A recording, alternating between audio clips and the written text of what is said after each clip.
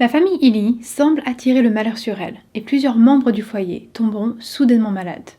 Cette maladie mystérieuse ira jusqu'à emporter un de ses membres et en fragilisera d'autres. Mais si elle est si mystérieuse, ne serait-ce pas parce que ce n'en est pas une? C'est ce que nous allons voir dans l'affaire d'aujourd'hui.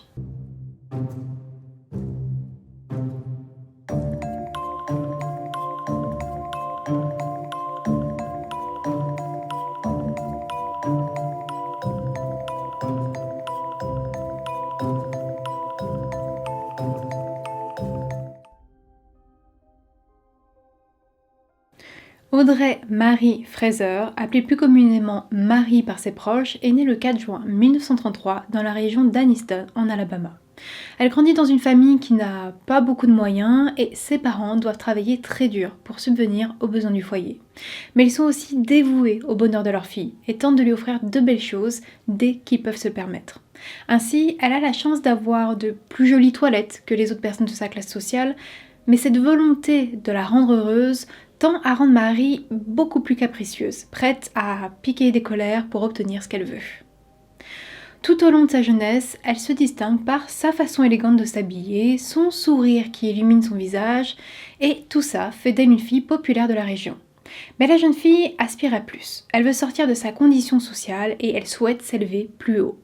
Tout comme ses parents qui voient en elle la réussite. Ils sont persuadés qu'elle aura une vie différente de la leur et ils l'encouragent à poursuivre ses études.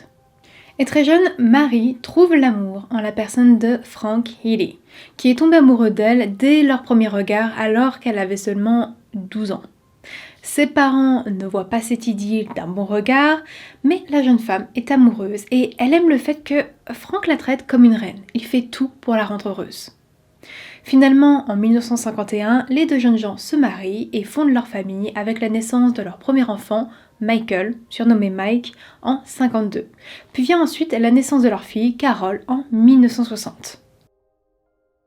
À peine un an après la naissance de la petite Carol, le couple investit dans une magnifique maison située dans les beaux quartiers d'Anniston. Une maison qui coûtait à l'époque 13 000 $. Marie est très heureuse de cette nouvelle vie, elle est maintenant impliquée dans une sphère sociale dont elle rêvait durant toute sa jeunesse, et elle s'applique à maintenir une bonne image de sa famille. Elle veut impressionner les autres, montrer sa réussite. Mais ce train de vie qu'elle souhaite exposer coûte beaucoup d'argent, trop en comparaison de leurs revenus. Frank est chef d'équipe dans une fonderie et Marie est secrétaire là-bas, mais ça ne suffit pas à payer toutes les factures. La jeune femme veut plus que ce qu'elle a et elle dépense sans compter pour y parvenir. De son côté, Frank voit les factures s'accumuler et il tente de la raisonner, mais d'un côté, il déteste entrer dans le conflit et encore moins face à sa femme, alors il se met en recul face à la situation.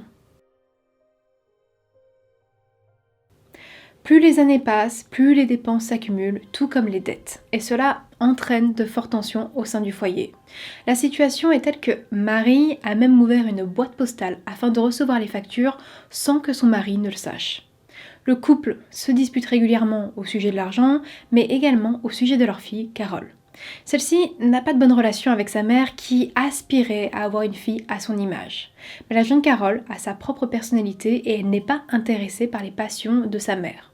Marie, qui souhaite une fille modèle, féminine et calme, ne cache pas sa déception face à elle. Alors, Carol se rapproche de son père, ce qui agace sa mère qui n'a Dieu que pour son fils.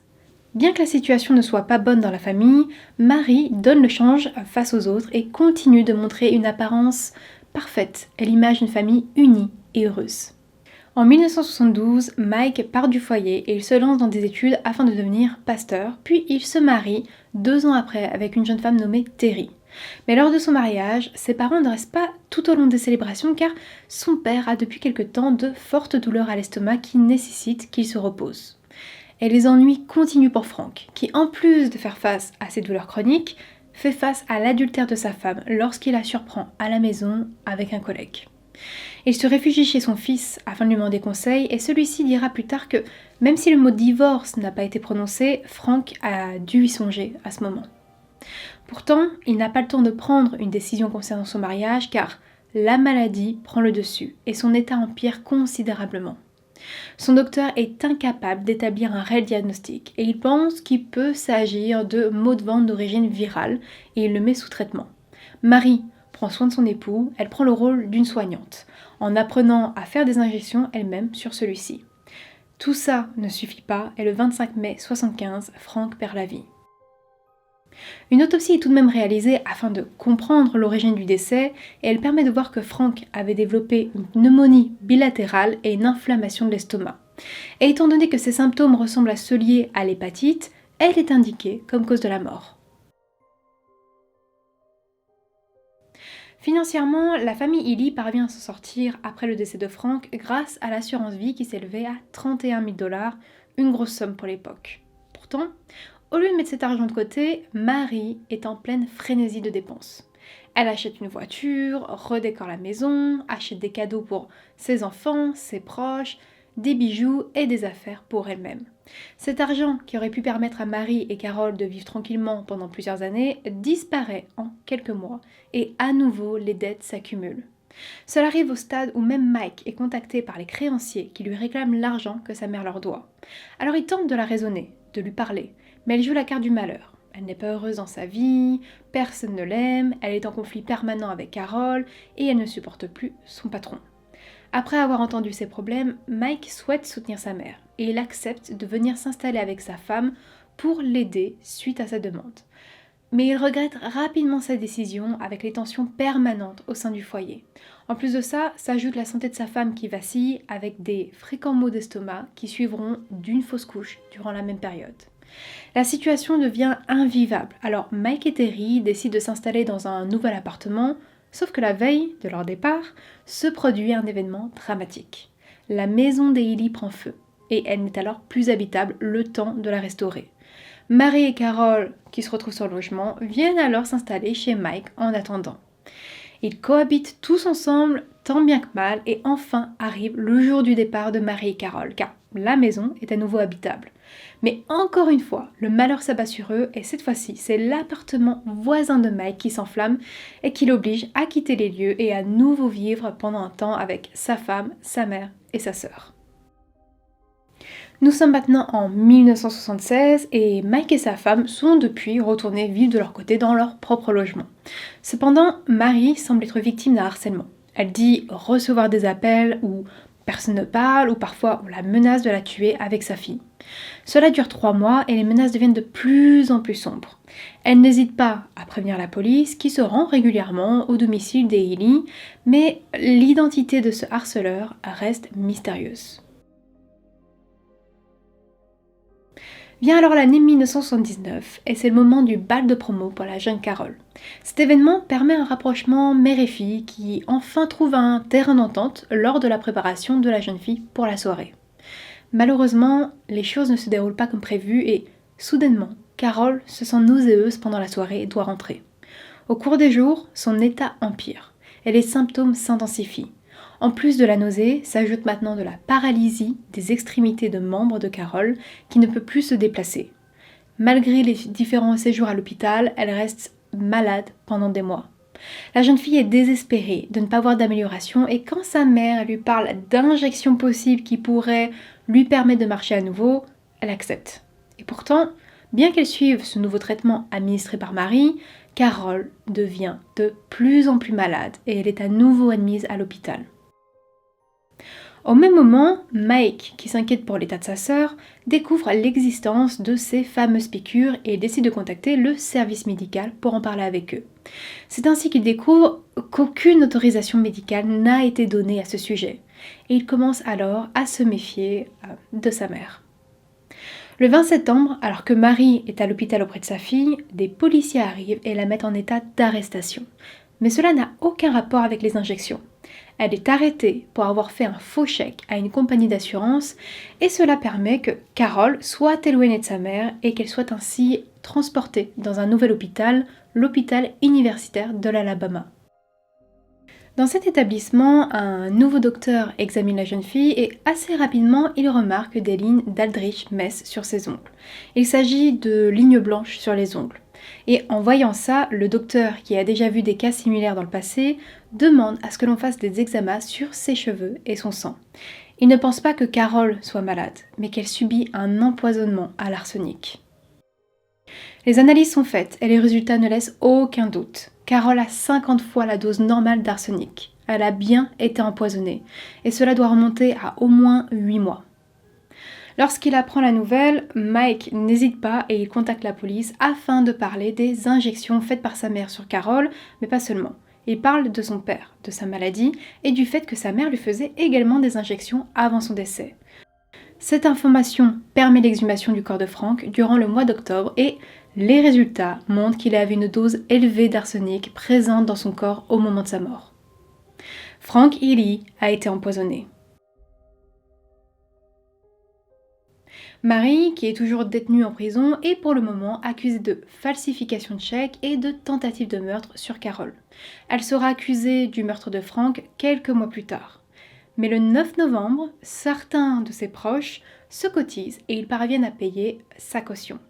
Elle est donc libre et en attendant son procès, son avocat décide de la placer dans un hôtel afin d'éviter de rentrer en contact avec les journalistes. Mary ne décide pas d'attendre sagement dans cette chambre d'hôtel et entre le 9 et le 18 novembre, elle a pris la fuite, tentant de faire passer ça pour un enlèvement dans un mot écrit par elle-même. Un avis de recherche est lancé pour la retrouver, mais Mary s'est volatilisée dans la nature. L'enquête ne s'arrête pas pour autant et police et proches continuent de s'impliquer.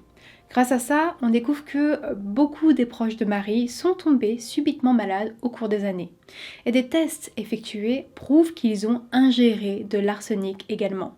Cela concerne la propre mère de Mary, sa belle-mère, des voisins, même des enfants et des policiers qui étaient venus la voir à l'époque où elle disait subir du harcèlement. Et toutes ces personnes avaient mangé et bu chez Mary Healy. Même son fils Mike se souvient avoir été subitement malade avec de grosses crampes à l'estomac et tout s'était subitement arrêté en partant de la maison. Et tout doute est enlevé lorsque la sœur de Frank fait une fouille dans la maison et elle découvre un flacon contenant de l'arsenic. Comble de l'horreur, les policiers découvrent une première explication concernant la tentative d'empoisonnement sur Carol. Sa mère a récemment souscrit à une assurance vie d'un montant de 25 000 $ la concernant. Malheureusement, Mary reste introuvable malgré les efforts de la police et du FBI. Elle a totalement disparu des radars. Notre affaire prend désormais place en 1980 lorsque John Homan fait la rencontre de Robbie Hannon en Floride. Ils font connaissance et ils échangent à propos de leur vie passée. Elle lui explique qu'elle est veuve et qu'elle a tragiquement perdu ses 2 enfants dans un accident de bus scolaire. Elle a grandi au sein d'une famille fortunée du Texas et elle doit bientôt hériter d'une grande fortune qu'elle partagera avec sa sœur jumelle Terry, qui est restée vivre dans son état natal. John la trouve terriblement intéressante et n'hésite pas à se lancer dans une histoire sérieuse avec Robbie, avec qui il se marie 1 an après leur rencontre. Les nouveaux mariés partent de la Floride et viennent s'installer ensemble dans le New Hampshire afin de se rapprocher de la famille de l'époux. Robbie parvient à trouver un travail de secrétaire dans une bonne compagnie de la ville et tout le monde l'accepte à bras ouverts. Mais au cours du temps, la joie de la nouvelle arrivante diminue lorsqu'elle explique à ses collègues qu'elle souffre d'une tumeur au cerveau à un stade avancé et que sa vie peut s'arrêter rapidement. Alors en 1982, elle fait une annonce à son mari et à ses proches. Elle doit se rendre au Texas pour se faire soigner et sa sœur jumelle prendra soin d'elle pendant sa convalescence avant qu'elle ne puisse rentrer dans le New Hampshire. John dit au revoir à sa femme sans savoir qu'il la voit pour la dernière fois. Peu de temps après le départ de son épouse, il reçoit un appel d'une femme se présentant comme Terry, la sœur jumelle de Robbie.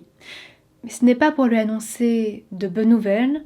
Elle lui annonce que sa femme a malheureusement perdu la vie et elle n'a pas gagné son combat contre la maladie. John est totalement anéanti par la nouvelle et comble du drame, il ne peut pas lui faire ses adieux car Terry lui indique que le corps de sa sœur a été donné à la science selon ses dernières volontés. Mais le beau-frère et la belle-sœur continuent de parler quelque temps, jusqu'au jour où John demande à la rencontrer. Il veut voir cette sœur jumelle qu'il ne connaît pas et qui connaissait si bien son épouse. Terry accepte sa requête et vient le rencontrer. C'est un choc pour John lorsqu'il l'aperçoit, car son visage est vraiment identique à celui de sa sœur. Seules quelques subtilités montrent leur différence, comme une différence de poids et une couleur de cheveux différente. Bien qu'il soit conscient qu'il ne s'agit pas de sa femme, il ne peut pas empêcher l'attirance et les sentiments qu'il développe à son égard, jusqu'à finalement entamer une histoire d'amour avec la sœur jumelle de sa femme décédée. Et Terry, après cette mise en couple avec l'ex-mari de sa jumelle, décide de postuler dans la même entreprise dans laquelle elle était secrétaire en demandant le même poste. Sauf que les employés de l'entreprise qu'elle rencontre sont méfiants, tout comme le patron, et ils commencent à se questionner sur cette sœur jumelle, au point de prévenir les autorités. Il n'y a pas que du côté professionnel que la méfiance se fait ressentir, car la famille de John lui dit également de faire attention, qu'il y a quelque chose de louche dans cette histoire. Déjà, pourquoi Terry n'est pas en mesure de fournir un acte de décès concernant sa sœur ? Pourquoi n'y a-t-il aucune trace de l'annonce de son décès ? Et pourquoi est-ce qu'ils ne sont pas en mesure de trouver l'établissement dans lequel son corps a été confié ? Et c'est également les constatations que font les policiers en se renseignant sur Terry et sa sœur Robbie. Et dès lors, ils comprennent que Terry et Robbie sont en réalité la même personne et qu'elle a organisé sa propre fausse mort. Mais la question est pourquoi ? Pourquoi est-ce qu'une femme sans histoire irait jusqu'à faire tout ça ? Et si c'était pour cacher sa véritable identité ? Soudain, il pense tenir une piste. Il y a une fugitive nommée Carol Manning qui est recherchée pour avoir dévalisé une banque dans l'état du Maine, donc pas très loin de l'état du New Hampshire. Et il pense que cette Terry est en réalité la nouvelle identité de cette fugitive. Mais le temps que les enquêteurs réagissent, Terry a déjà changé d'état afin de commencer un nouveau travail en tant que secrétaire dans le Vermont. Cela ne les arrête pas et une patrouille est envoyée sur son lieu de travail afin de l'interpeller. Assez rapidement, Terry avoue que son nom n'est pas son vrai nom. Elle indique qu'en réalité, elle se nomme Audrey Marie Healy et qu'elle est recherchée en Alabama pour utilisation de faux chèques. Cependant, il suffit d'un seul coup de fil à la police de l'Alabama pour découvrir qu'elle n'est pas seulement recherchée pour cette histoire, mais qu'elle est surtout accusée de meurtre et de tentative de meurtre. Marie est alors arrêtée et extradée en Alabama pour y être jugée. Avant son procès, Carol revoit sa mère et celle-ci n'hésite pas à lui dire en pleurant qu'elle l'aime et qu'elle lui a manqué. Mais elle n'évoque pas le sujet de l'empoisonnement et il faudra attendre d'être au tribunal pour enfin en entendre parler.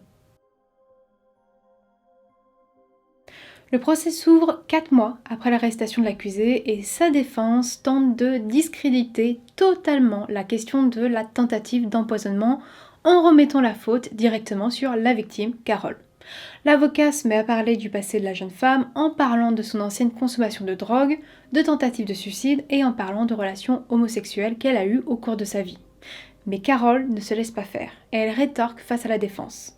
Oui, elle a déjà fumé de l'herbe, mais ça ne fait pas d'elle une droguée. Oui, elle a eu des relations avec des femmes, mais ça ne fait pas d'elle quelqu'un de mentalement perturbé. Et oui, elle a tenté de mettre fin à ses jours à cause de l'impact émotionnel que sa mère lui a infligé. Et la première tentative avait été d'ingérer 5-Tylenol, qui est un paracétamol. Apparaissent ensuite les témoins à la barre, qui affirment que Marie a fait des injections à sa fille et à son époux à plusieurs reprises. Mais la défense rétorque que c'est faux, et qu'en réalité, c'est Carol elle-même qui se les a fait. Elle s'est empoisonnée volontairement toute seule. Et la défense laisse planer l'idée que la jeune femme a voulu mettre fin à ses jours en utilisant ce moyen-là. Mais le coup de grâce est finalement donné par l'accusation qui détient un enregistrement de Marie lors d'un interrogatoire de 79 dans lequel elle admet avoir fait des injections à sa fille. Toute la défense s'écroule avec ses confessions. Il suffira de 3 heures au juré pour prendre une décision. Audrey Marie Healy est reconnue coupable du meurtre de Frank et coupable de tentative de meurtre sur Carol. Elle écope de 2 sentences, une à perpétuité et une de 20 ans de prison.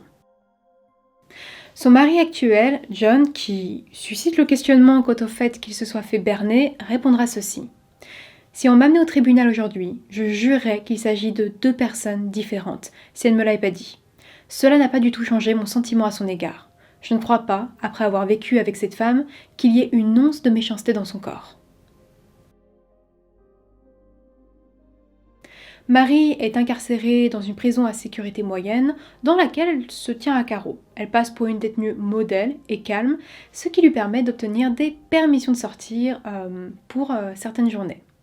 Et cela continue ainsi jusqu'en février 87, lorsqu'elle obtient cette fois-ci une permission de 3 jours, afin d'être avec John qui s'est installé à côté d'elle pour être proche. Cependant, le lendemain matin, la police reçoit un appel de John. Marie s'est enfuie. Elle est à nouveau une fugitive.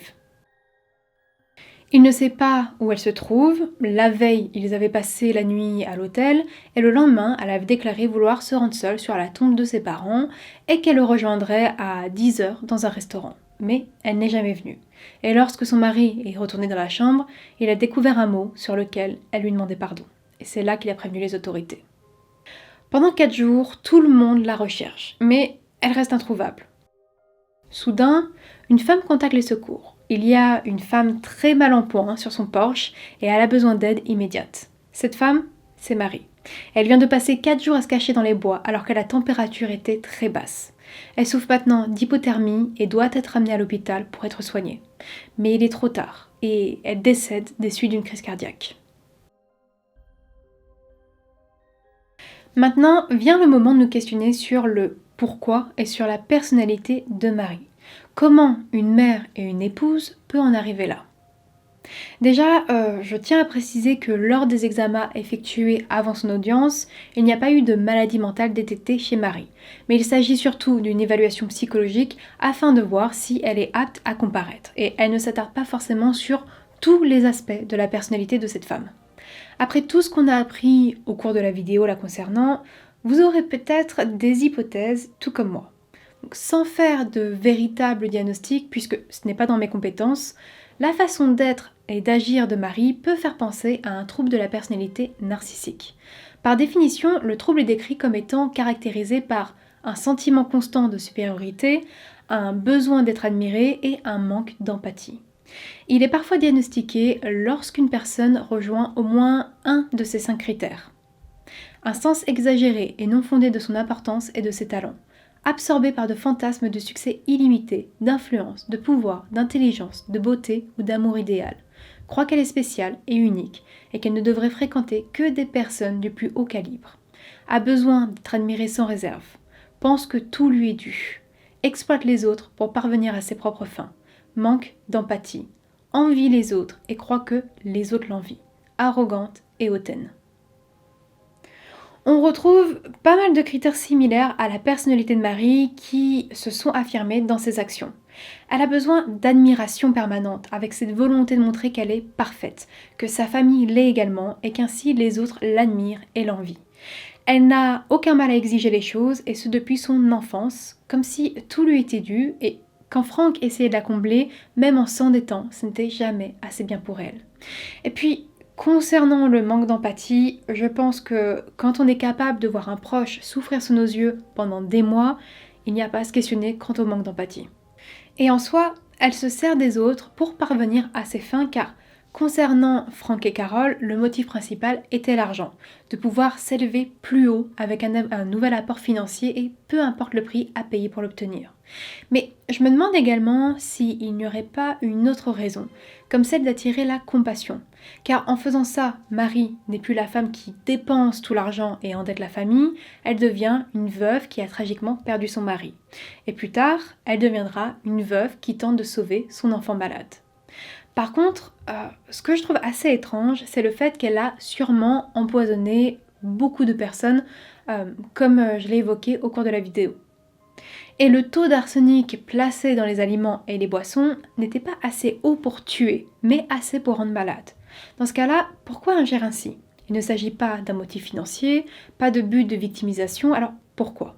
En y réfléchissant, je me suis demandé si ce n'était pas dans un but de contrôle, de savoir qu'ainsi elle pouvait avoir comme un droit de vie ou de mort sur les autres, nourrissant davantage sa mégalomanie.